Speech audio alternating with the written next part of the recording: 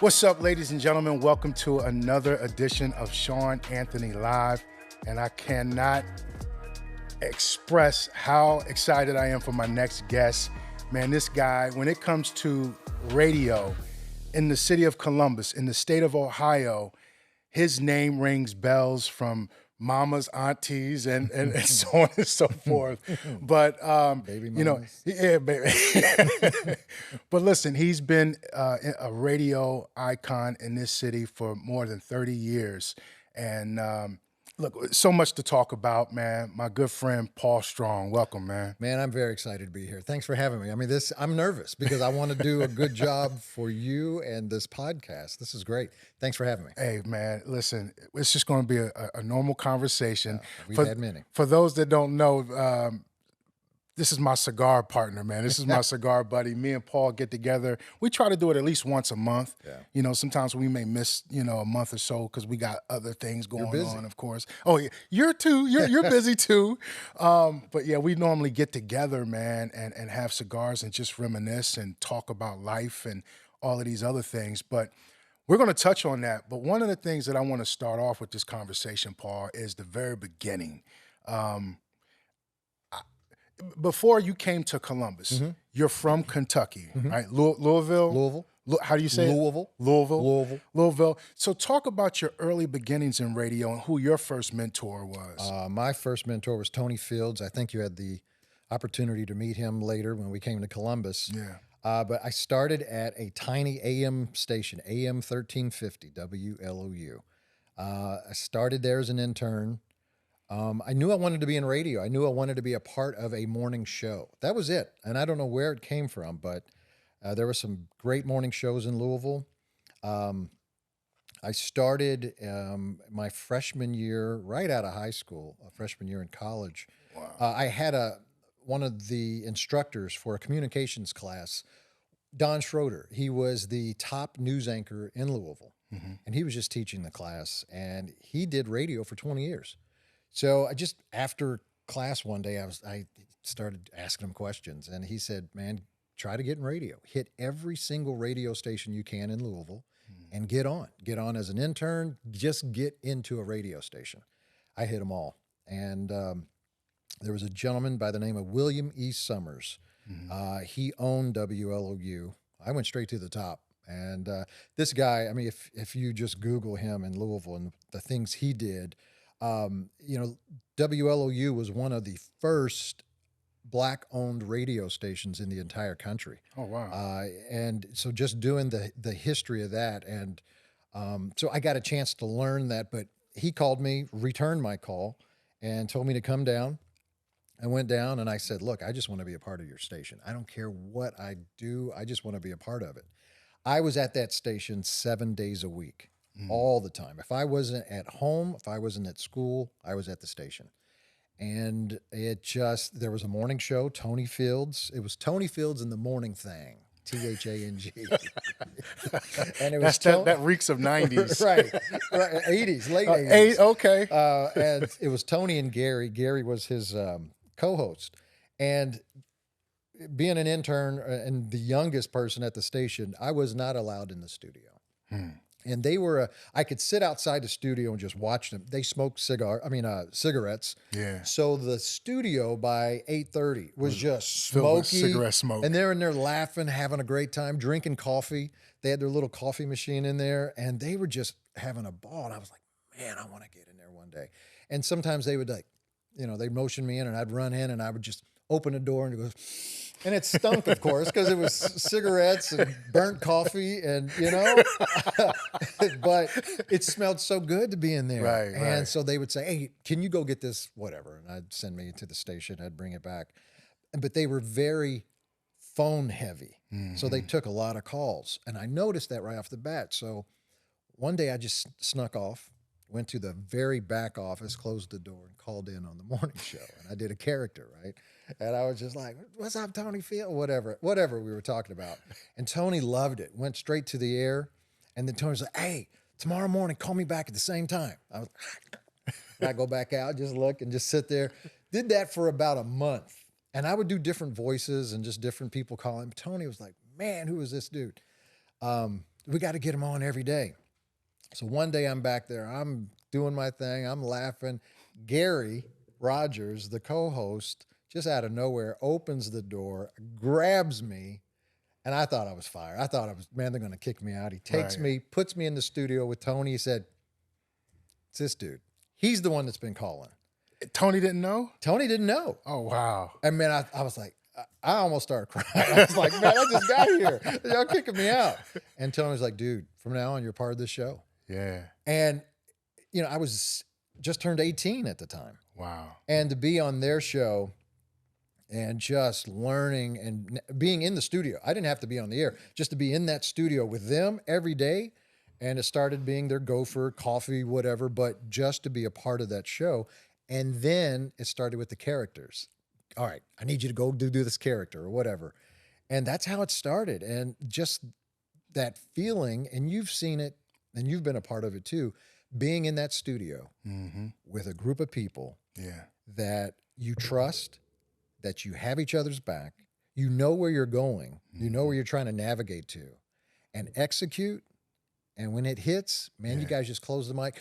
We can't hear laughter. Right. We can't hear applause. Right. But man, we close that mic and we go, we knew we did something. Right. We knew we created something. And that was something that it was the biggest and best high. Yeah. Like I never had the drink. Yeah. I like it. Right. I like this bourbon that we have today. Why are you speaking of that? But I didn't have to, because just that feeling alone. It's a high. It's a high, and it's addictive. It's so funny you said that, Paul, because I was just in a conversation last night. I literally said almost verbatim the same thing. You know, being on radio, we don't have the liberty of getting an instant response. No. Only time we know how we impact people is if someone calls up, sends an email, or, you know, message us on social media. Right. But you know when you did something that was magical on the air when you cut that mic off. And so you just mentioned social media. We didn't have that when we first started, right? So I knew we were making a difference when me and my wife at the time and my newborn baby, we were at Meijer off of... I'm so glad you said Meijer without the S. You know, we were at Meijer's, right? You know, folks be adding the S on everything. But we were at Meijer on North Hamilton Road, and we're getting in line, and this lady came up and was like, oh my God, that's her. She just went and I was like, you know how I am, just like and I wanted to panic, but she felt that she knew this baby. Right.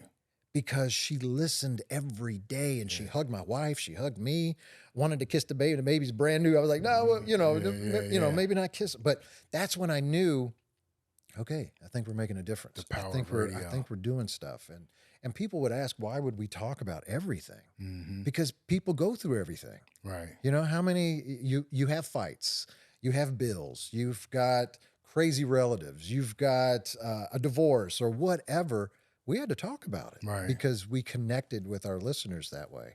And I think that was when because we didn't have, you know, outside the phones, people call it automatic, man, y'all crazy for that one or whatever. But you knew the active listeners were going to call all the time because it was the same 10 people. Right. But it was when you left the station and you're just out and somebody says, man, you did that thing the other day, and just repeat it verbatim. And it's like, wow. So let's fast forward. What year was it when you got to Columbus? Because at the time, I was going to give my background. So I remember, when I first started interning in radio, I was in high school, and it was Power 106.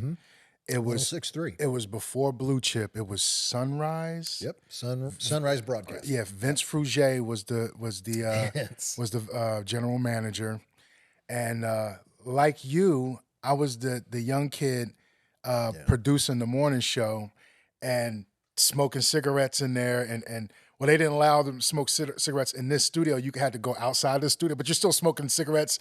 And I had to fix his coffee. I had to fix Chuck's coffee and Andrew Ford's, you know, stuff. I'm 16. Right. So I can identify with that. But after I graduated high school, went to Central State, went to audio engineering, I moved back to New Jersey. When I'm in New Jersey, and this is around 97, I'm getting word back from Columbus that this big company, African American owned company, Blue Chip Broadcasting, just bought out 107.5, 98.9, and 106.3. So take us when you first got to Columbus. How did that whole transition transpire for you? So this is the business end of it.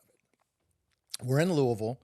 Blue Chip, Ross Love, that was in Cincinnati. He was the president of marketing worldwide for Procter & Gamble. He was retiring, wanted something to do.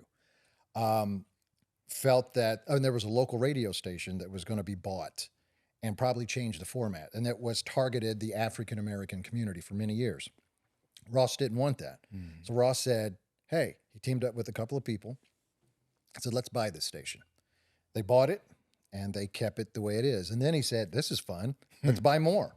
So then they came to Louisville and bought the 2 stations that we had at the time. Was that B96? B96 and Magic 101. Okay. And then when he bought us, because I was on B96, he bought it. And so taking back before that, Tony went on, from that morning show. Tony went on my very first at WLOU. He left and went to Wisconsin, after Wisconsin, LA, then back to Wisconsin. So they needed someone to take over that morning show. At that time, I was 19. They gave it to me at WLOU. So years later, I get hired at B96, and then Ross Love and his group bought it, brought in Tony as the VP of programming. So now you're thinking, man, this is my mentor. He's coming back. And, now it's like Tony had a chance to work at some big stations, some big major markets. Yeah. I was always in Louisville, right? So Tony learned a lot, and he was tough in the beginning. Like, I thought it was going to be easy to get right back with him and pick up where we left off. What do you mean tough?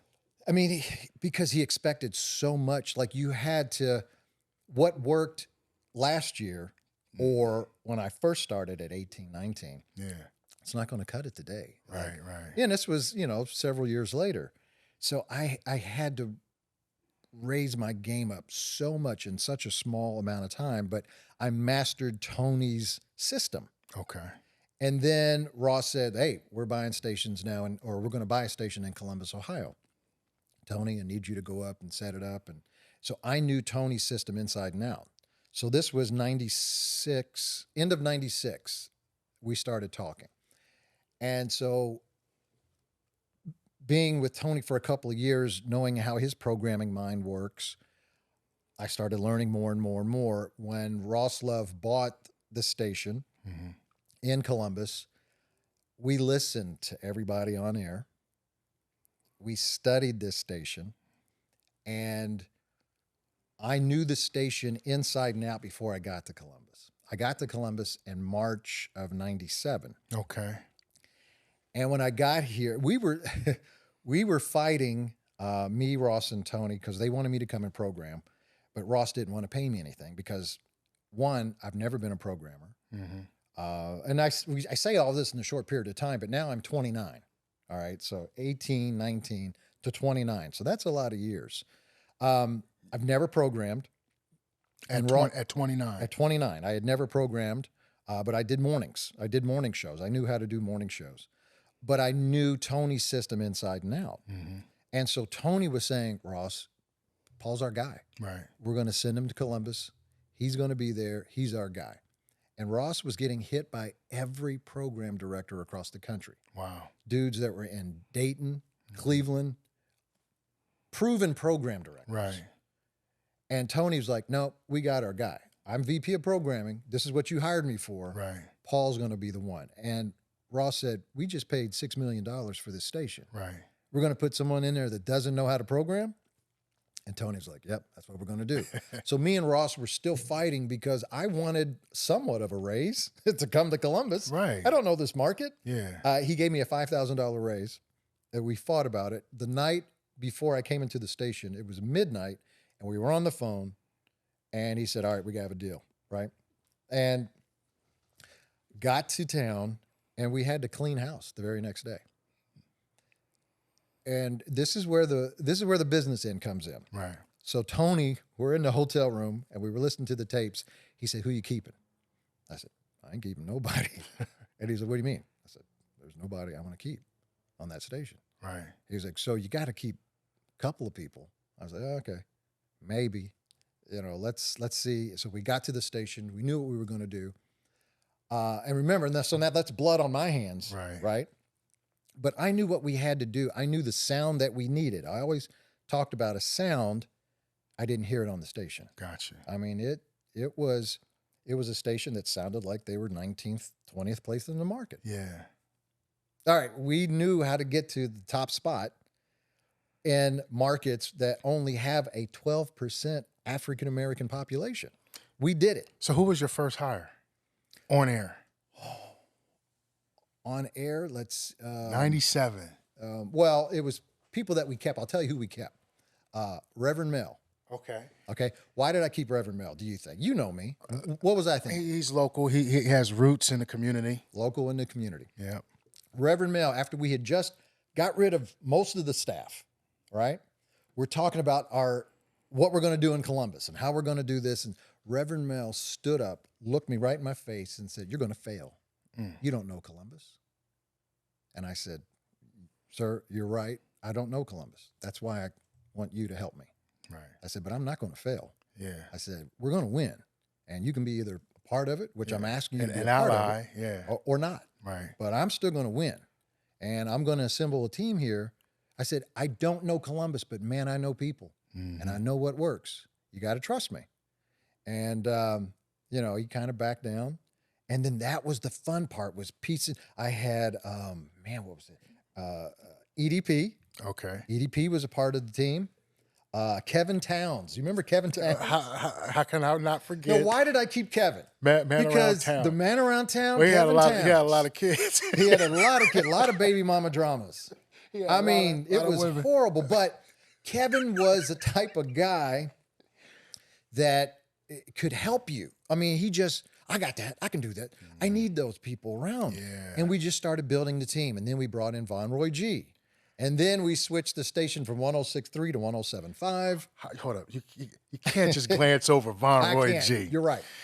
How did you get wind of Von Roy? That was Tony. Tony did that? Tony did that. Tony said, "Man, I got this guy, a lot of energy out of Memphis. We got to listen to him." And I was like, "I'm sold." I mean, what was your first meeting like with Von Roy? Von Roy was, the thing I like, and you'll know this too, I like cocky people.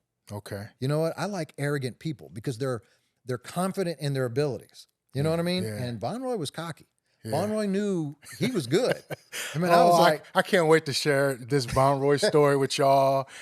Paul's heard it probably a million times, but yeah, man. But that's what I like. I like cocky people because I'm like, man, he's going to be a power player. He's going to be okay. He's going to be fine. And we kind of bumped heads in the beginning. Really? Because Von Roy came from a system different than Tony's system that I was implementing. And I just told him one day, I was like, "Dude, trust me. If I'm your program director, you got to trust me because I'm going to need you to teach others here and have them buy in." Right. He bought in. After that, he was 100% in. And, then I needed someone at night that kind of sounded, and that's the thing too. I always had a sound, right? Yeah. I didn't want an all black staff or I wanted a staff of people who were hip. That people, if they closed their eyes, they were like, "I don't know what color they are, but I think I could have a beer with that dude. I think I could hang out with that dude." That's what I was looking for. So then I said, I got to have somebody at night that has a sound where nobody knows what color they are and what their ethnicity is, but they like them. There's Jay Money. Jay Money. And brought in Jay Money. And then, from that, it just kind of more and more people started adding to Daphne Bell. Yeah. We brought her in as our news director. What was she doing before that? I don't know. I mean, I don't know. Do you know the story of me and Daphne Bell? I think you. Well, me and her husband. Yeah, Todd Bell. Todd I Bell. remember that. Yeah. So, but I remember her doing things in the community, and so was Todd. Right. And we just asked her if she'd be our news director. She, of course, did. And then, so the morning show could be silly and fun, but then I had a news person that had respect, that when she talked, people listened. Yeah. And that gave us credibility. And so it was just slowly piecing the station together. Here's the point. In 97, we started. In the summer of 2000, we went number one. All right, you're skipping a whole lot, man. It was a lot, but I'm just saying, going back to Reverend Mel, Okay. you're right. I don't know Columbus, but I know people. You're going to have to trust me. So that was like 3 years, 4 years? Yeah, 3.5 years. We went from 18th, 19th place in the market, Wow. which everybody said, why are you letting all these people go? They've been here. Right. Because they've been there gravitating at 20th place in the market. Yeah. I didn't want that. Yeah. I wanted new people that, to me, it's easier. If I see someone with talent, I can show them the system. They already have talent. Yeah. I can show them the system, and they're going to take that system and just continue to grow and flourish. And that's what I wanted. I wanted people who nobody knew yet and start, because look, somebody took a chance on me. Right. Tony, he had a big position. He, had a lot on the line. Columbus was huge. And what happened in 3 years? Went to number one. So before I ask you, your perspective, your story on how your first time meeting me, see you chuckled. Yeah. I'm gonna tell my side first. Let's see if they match. So 97 is when you start. So I'm hearing all of this. I'm living in New Jersey. I moved back to Columbus. And mind you, I still knew a few people that worked at the station from when I was interning, back when it was Power 106 before I left. And because I ended up graduating high school here, I knew a few people. And one of those people I knew was EDP. Shout out to DJ EDP. Because mind you, I applied it in Philly because that's, I grew up in South Jersey. Right, so I'm trying to get on Power 99 in Philly. Right. And I got this nice, pretty rejection letter. But anyway, I hit up EDP and gave him my resume and my air check cassette tape. Yep. I said, listen, man, I want to get back in. Can you pass along? Who's the program director? And he's like, Paul Strong. Can you pass it on? He's like, I got you, SA. And like I was just saying before we hit record, DJ EDP, Earl, is one of the few people that call me SA. Right. He's like, I got you, SA. Now, whether he did or not, I then started calling the radio station, and I had a system. So like the first time I call, it would be like a Monday, and the receptionist, and I was like, hi, can I speak to Paul Strong? Sure, hold on. I get his voicemail every single time. So I called on a Monday, then I will call on a Wednesday, and then I will call on a Friday. That next week, I will call on a Tuesday, and then I will call on a Thursday, and kept leaving voice messages. Now, mind you, at that time, I'm a new father, young. I'm working 2 and 3 other jobs. I had just got a job as an engineer at a recording studio because that's what I went to school for. And I'm working at the Bryden House doing security in the parking lot, and that's where I would call you at, calling, leaving messages. I'm sitting in my car leaving messages. So anyway, this went on for, I don't know, maybe a couple of months, at least a couple of months. Then one day I'm sitting in my car in the parking lot at the Bryden House working security. And I'm just chilling, thinking I'm going to get the voicemail. So I'm preparing to leave my, hello, Mr. Strong, this is Sean Anthony. I'm trying to work on my voice and leaving a proper message on his voicemail. And because the receptionist would say, hold on, and she would transfer me. This one time, he picks up the phone and caught me so off guard. And I'm lounging on my chair. And then I'm like, oh, shoot, I'm sitting up. He's like, hey, what's up? This is Paul. I'm like, hey, hi. I'm fumbling. I'm all nervous and stuff. Fast forward. I'm like, yeah, I just wanted to follow up to see if you got my air check, my resume, whoop-de-whoop. And he's like, yeah, can you come in? I was like, yeah, I can come in right now. He's like, no, next week. I'm like, okay, all right, cool. So anyway, long story short, he tells me I could come in, and I'm coming up there thinking I'm about to be interviewed. This is an interview. And he sits me in his office, and we're talking. He's talking, And I'm listening to him like, just like I am right now at the edge of my seat. And he's telling me his analogy. He's like, Sean, I'm putting together a team, like you watch basketball. I'm like, yeah. Like Phil Jackson, he's got his starting five. He's got his superstar. I'm just looking for, a strong bench, that could come off the bench and score points. And I'm like, I bought in. I was like, yeah, that's me. I want to be the sixth man off the bench. Then he starts talking to me about training, and then he starts taking me around the studio, and I'm like, this guy talking to me like I got the job. Like I was confused, but I just went along with it. And then next thing he said, yeah, I'm going to set you up with training to sit in with Teresa Terry. She's our assistant program director. And inside, I'm like, yeah, I'm all excited and everything, not knowing that I got the job already, but that was my recollection of our first time meeting, sitting in your office. It's been 30 plus years, man. Do you remember that? Yeah, or I do. what was your story And like? but what you don't know is I had made my decision several weeks that you're going to be a part of this team, because how could I not? Nobody was beating down my door. And I was telling Teresa, that's what we need. That's the type of energy we need. That's what we got to have on this team. And so then, of course, we're busy. We're trying to win. We're trying to do these promotions. We had a lot of stuff going on.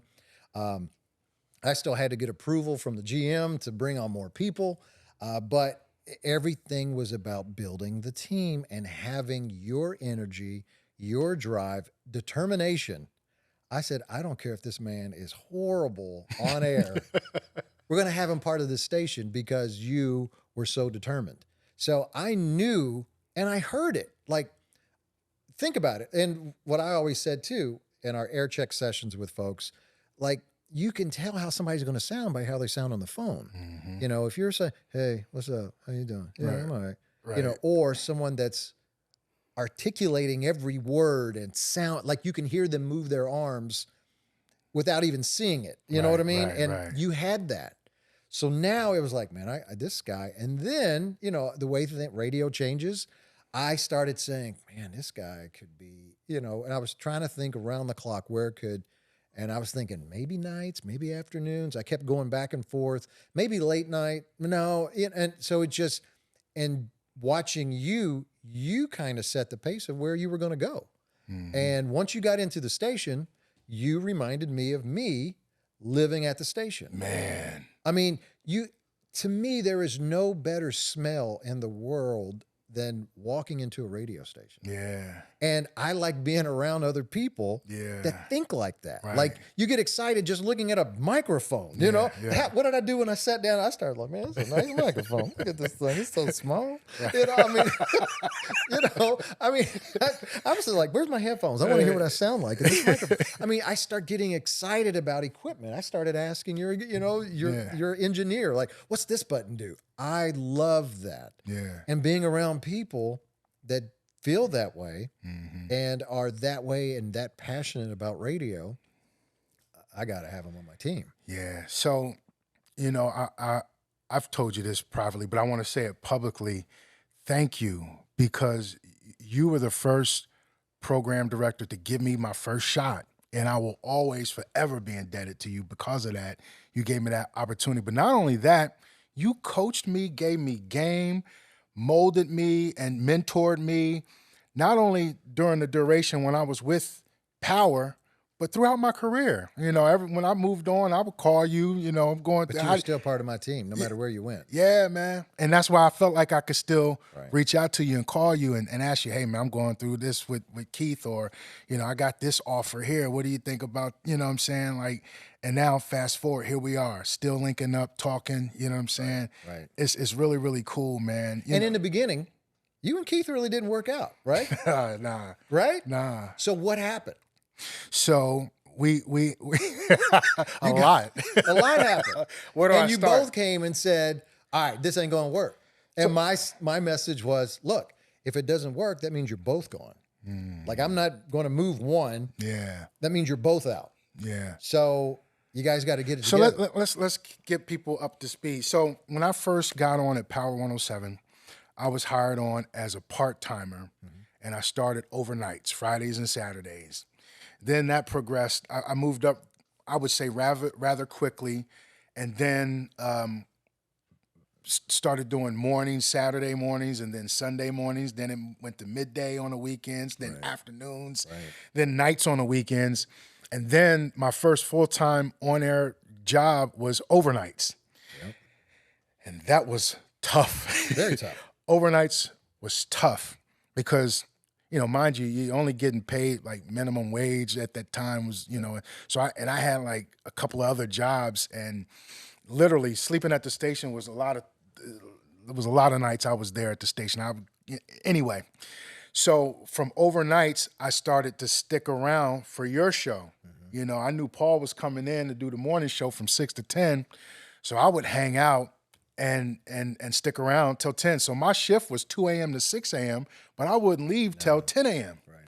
And I became part of the morning show, and which was, that was a whole, you know, college experience, you know, learning in itself.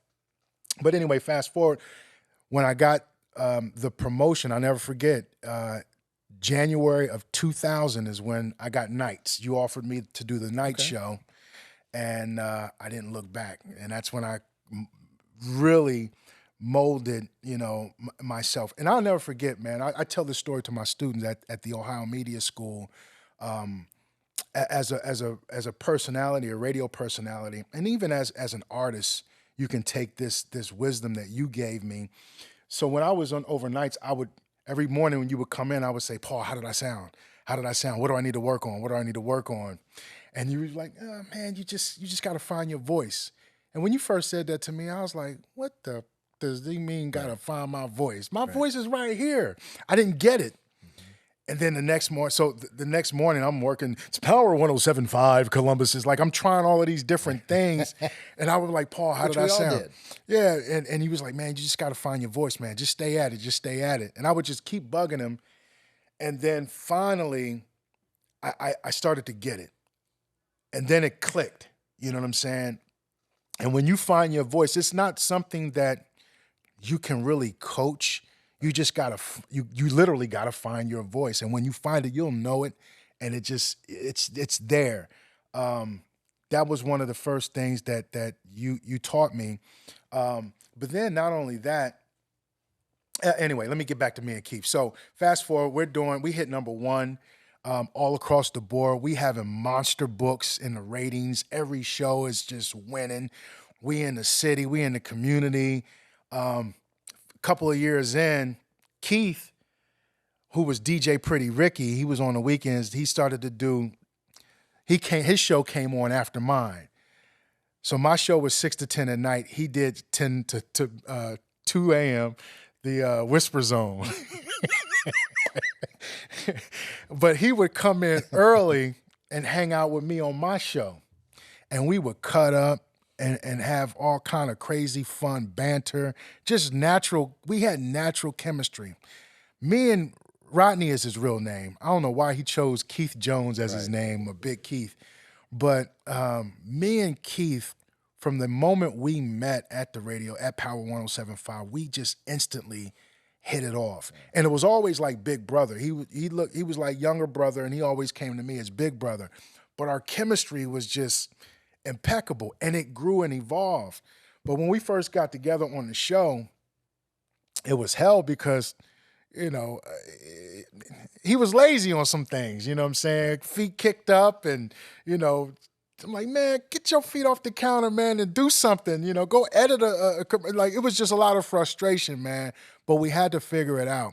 But you both had to find yourself. You had to find your role. And once you found your role, then it fit. But it took almost breaking up the show, breaking up the team. But that wasn't an option for me because I knew you started in, like you said, that January of 2000. We went #1 in August. See what I mean? So we were so close. Once we got to #1, now we're gravitating in a space that an urban radio station has never done in Columbus, Ohio, ever. We were the first. Right. And once we got to that, Say that again, man. Say that look, again. I don't care. You can go back and check the ratings. That's history right What there. urban station? We went number one Right. in the summer book of 2000. And it's never in the top. When we went from 18th place to 15th place to 10th place, everybody kept saying, oh, yeah, maybe it's a fluke, maybe whatever. Went to 5th place, people started going, okay, maybe there's something there. Went to number 1. Think about it. Power 107.5 was like maybe a 10,000 watt radio station. Really? Going up against 100,000 watt Yeah, an NCI. WNCI? Yeah. Are you kidding me? Yeah. But I knew if we had a sound, we're going to get 50-50 white-black ratio. When I mean white-black, that's the bit, but we're going to get the Asians, Hispanics, and we're going to get everybody else. If we get 50-50, we're going to get that number. And we did. And it was because you guys finally found your voice. The entire station was clicking, and we won with our only promotion of Janet Jackson tickets. And that was it. And she was coming to town that, I think, August. Talk about the anniversary party. We were the first to do the anniversary party, right? But we did that in Louisville. You know? Okay. So it started in Louisville. And what it is, you know, we would pick a date. We picked like February, March. One, it's been a long winter, right? And then we wanted to kick off a year, but with a big event, but we wanted to really say thank you.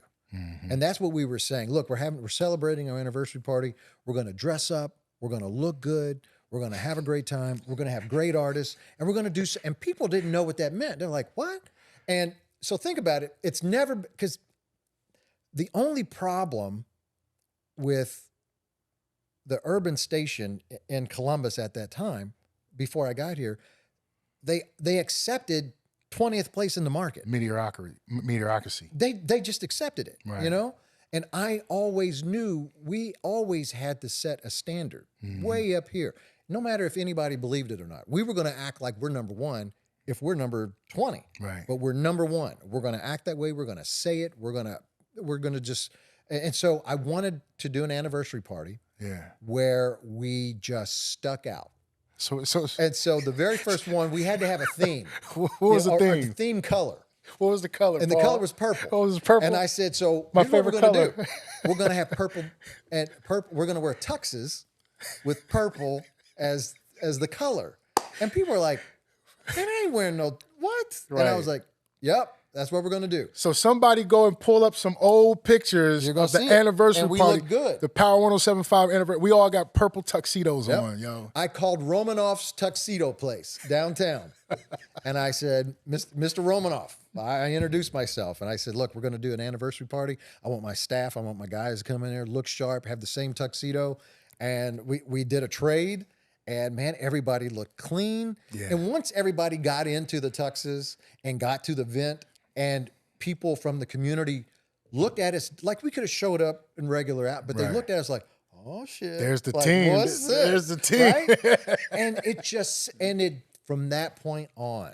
Yeah. It's just like I knew in my head, it may look corny on paper, but man, it's going to look good once we do this. And it got to the point where Mayor Coleman would stop by, his staff would stop by. We had people, I mean, it was truly a great event to be a part of. And it was our way of saying, Columbus, thank you for supporting us another year. We want to make this about you. So dress up, look good, and let's have a great time. Hey man, how does it feel? And I was saying this before we started recording.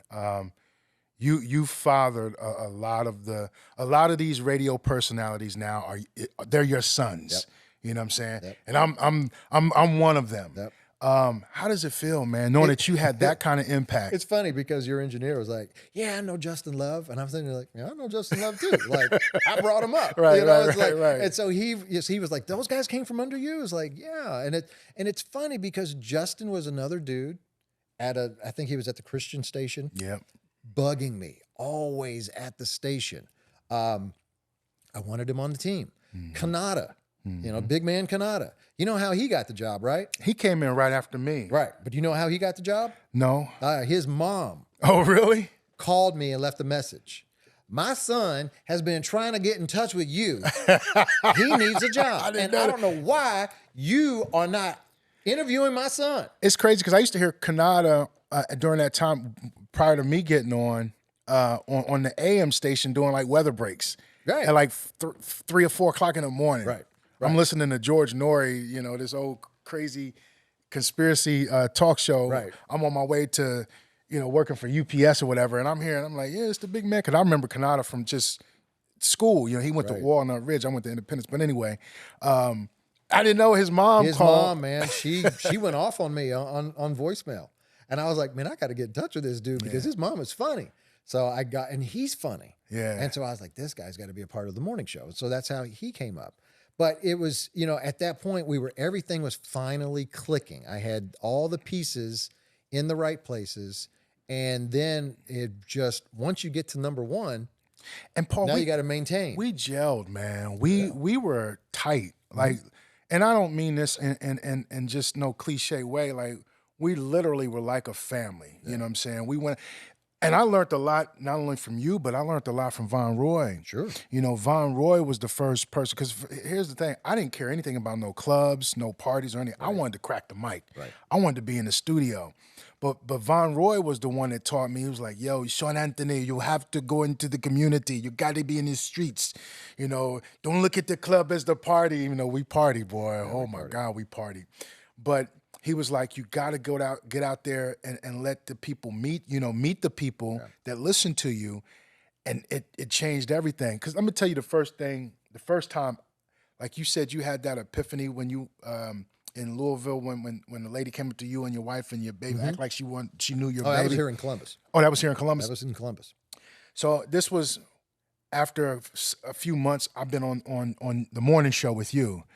I'm part of the Power Morning crew. And remember the 1-800 pickup line? What was it called? Yeah, we did that for a little bit. Right. The hookup line? The hookup line. The hookup line. So Paul made me one of the butt of the jokes to promote this Power 107 hookup line. I'm young, I'm single. So he's like, yeah, Sean Anthony creating a profile. And I was just the butt of the jokes, you know what I'm saying, which I was cool with. And Brian Scott was doing this thing with Studio 69. And mind you, I didn't care anything about no clubs or anything, but Brian Scott was like, man, you should come on out, you know. We having a big party, this, that, and the third. Everybody's gonna be coming. I get up there to the Studio 69, and I can't remember who was DJing. It might have been Little Man, or it might have been, I can't remember who the DJ was. It probably was DJ Little Man. But the DJ shouted me out, which was new to me. I didn't know that they knew who I was, you know what I'm saying? Yeah, we got Sean Anthony in the building from Power 107.5. And I'm like, okay, what's up? You know, and then next thing you know, people started crowding around me. Blew my mind. Right. Blew my mind. And yeah, that. And it was from just the morning show. Just me being on the morning show. I didn't even have my own show. I was just, I probably did like the 50 break and the 20 break, you know, overnights at that time. But yeah, it was crazy, man. So fast forward, me and Keith move on. We get offers. Me and Keith sent packages all across the country. We sent packages to Detroit, Philadelphia, Houston, Indianapolis, and Baltimore. And we got feedback from most of them, but we ended up going to Detroit. Things changed when we left.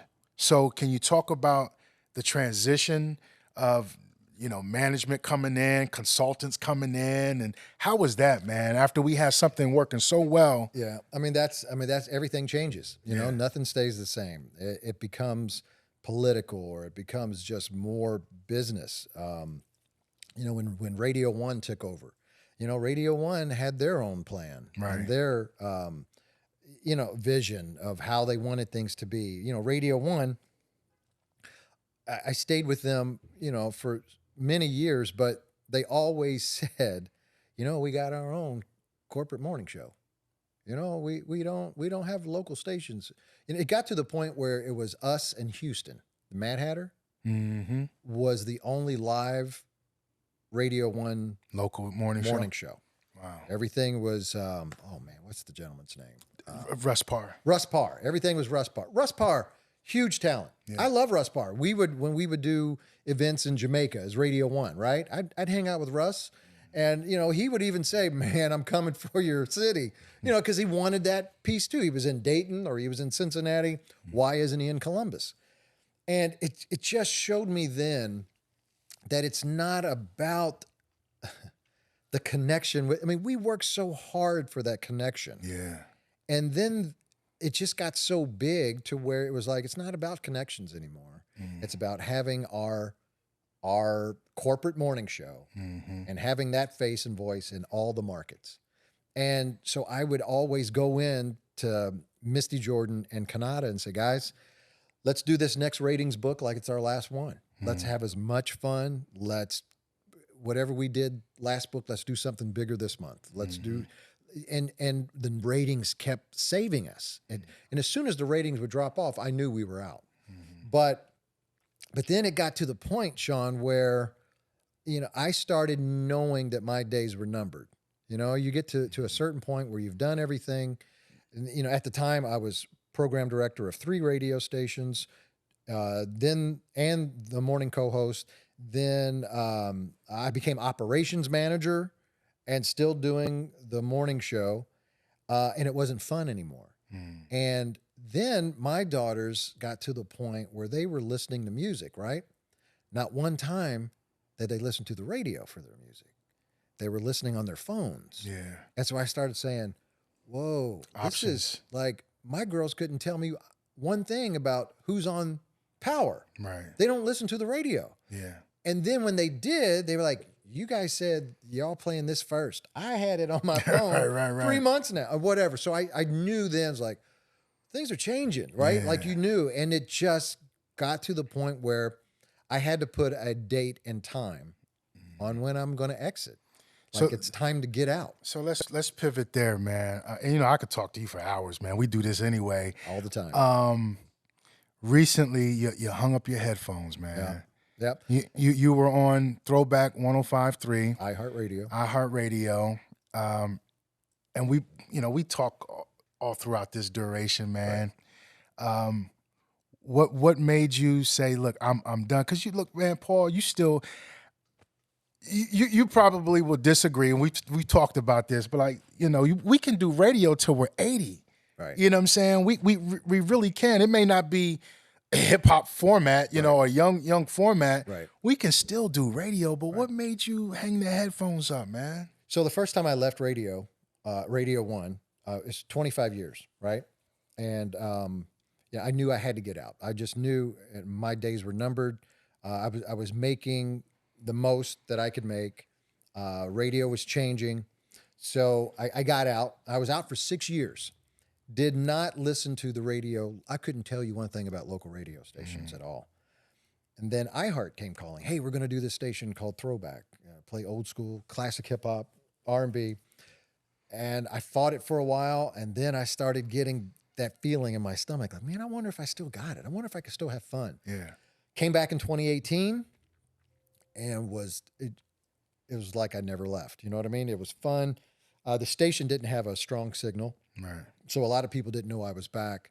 But it was fun. I was doing it not for my main source of income, right, but just having fun. And it was fun the first year, the second year, the third year, fourth year. Okay.